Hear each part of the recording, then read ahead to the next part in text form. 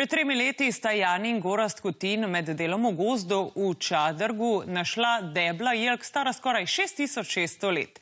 Zgodba o izjemni najdbi je zdaj del razstave v Slovenskem etnografskem muzeju, ki med drugim predstavlja naravoslovne analize, s katerimi so ugotovili starost in stanje debel, poudarja pa tudi pomen sodelovanja med strokami. Ne le starost čadrških jelk, presenetljiva je tudi dobra ohranjenost njihovega lesa.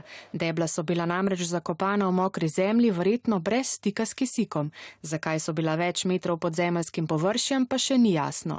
So pa nedolgo nazaj opravili raziskave vrtin v Bohinjskem jezeru in nekako v preteklosti, okrog 6600 let nazaj, zaznali nek močnejši potres, ki bi lahko bil tudi povezan z ohranjenostjo teh jelk. O jelki danes veliko vemo, marsikaj se bo pa zvedlo še v prihodnosti z novimi znanji. In zato je tudi pomembno interdisciplinarno sodelovanje, da se znanja različnih znanosti in strok dopolnjujejo.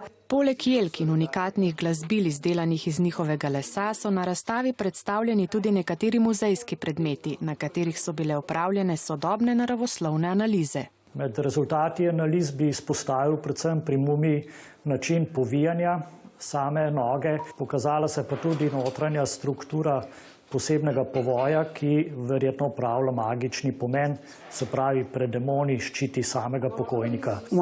Ena od pomembnih vlog muzejev je, da so mediatorji med raziskovalnimi in visokošolskimi ustanovami ter skupnostjo.